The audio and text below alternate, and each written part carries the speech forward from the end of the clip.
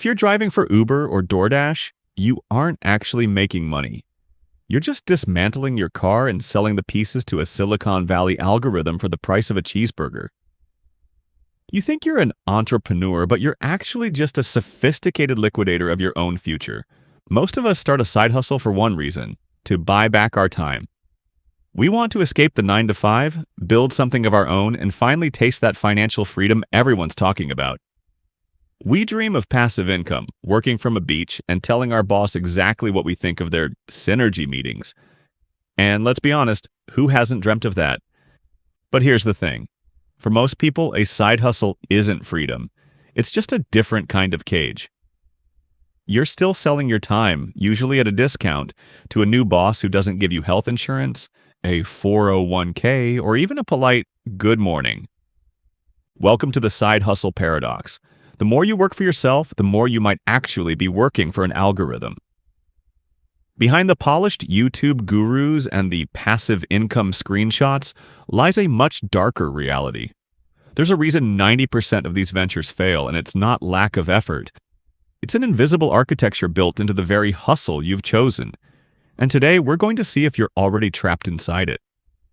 Because your side hustle isn't just extra cash, it's a mirror reflecting your deepest financial hopes and fears. And trust me, what it shows you might surprise you.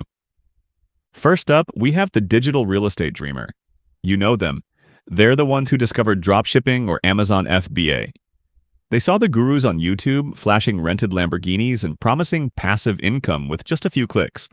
They bought the course, set up the Shopify store, and now they're convinced they're building an empire.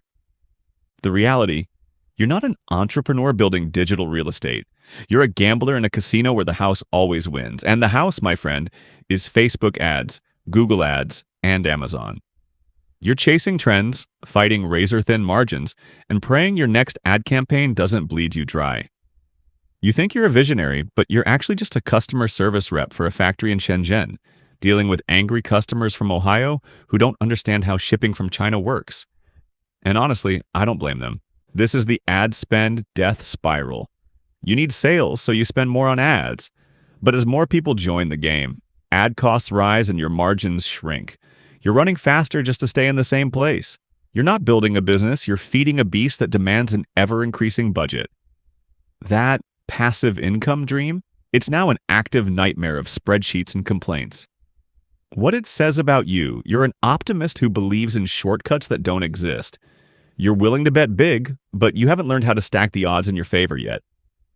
Spoiler: the odds are stacked against you. Next, we have the hustle realist. These are the drivers, the deliverers, the task rabbits. They're out there grinding, making just one more trip to hit their daily goal. They see the immediate cash, the flexibility, the ability to be their own boss. It feels like freedom, right? You log on, you work, you get paid. Simple. But here's the truth. You're participating in a sophisticated asset liquidation scheme. Your earnings aren't just from the app. A huge chunk is just the value of your car's transmission, tires, and engine being turned into cash. Every mile you drive is slowly killing your most valuable asset. That $20 an hour? After gas, maintenance, and depreciation, it's often closer to minimum wage. Sometimes it's less than the price of a cheeseburger. Seriously, I did the math, and it's depressing. This is the asset erosion trap. You're trading a depreciating asset for immediate, insufficient income. You're not building wealth, you're dismantling it. What does this say about you? You're a pragmatist and a hard worker. You value control and results, but you're likely overlooking the long-term costs, sacrificing your future for a bit of flexibility today. You're hustling hard, but are you hustling smart? Probably not, if you're still driving for Uber after 2 years. Then there's the aspirational creative. This is the person with 5 ring lights, a perfectly curated Instagram feed, and a camera always rolling. They're building a personal brand, creating user-generated content, or trying to become the next big thing on YouTube or TikTok. They're driven by passion, by the desire to share their voice, to connect with an audience. It's about impact, influence, and maybe, just maybe, a lucrative brand deal. The reality? You're a professional attention seeker in a market where the supply of content is infinite, but the demand for your specific content is fickle. You're constantly battling algorithms, chasing trends, and measuring your self-worth in likes and views. Every comment, every share is a hit of dopamine, but it's also a subtle leash, pulling you towards what's popular, not necessarily what's authentic. And let's be real, is that really what you want? This is the algorithmic burnout trap. You're working for the approval of strangers who don't even like themselves. You're comparing your behind-the-scenes reality to everyone else's highlight reel. The pressure to stay relevant and go viral is exhausting. Your passion project quickly becomes a relentless, unpaid job. What does this say about you? You're creative and you crave connection, but you're sacrificing your mental health for algorithmic validation. You're building a brand, but at what cost? Your sanity, probably. Finally, we have the cozy entrepreneur. This is the person selling handmade crafts on Etsy, offering freelance services, or consulting in their area of expertise. They're often driven by a desire for autonomy, quality, and a more personal connection with their work. Their house probably smells like cinnamon, and their planner is meticulously organized. They've successfully replaced their 9-to-5 with a 24/7, and they're proud of it. But here's the subtle twist. You've built a job, not a business. If you stop, the money stops. You're the chief, the cook, and the bottle washer. You're handling everything from marketing to production to customer service. You're trading one boss for 1,000 tiny bosses, each with their own demands and expectations. The dream of autonomy often morphs into the reality of being indispensable but also irreplaceable. It's like being a highly paid indentured servant. This is the scaling wall. You're limited by your own time.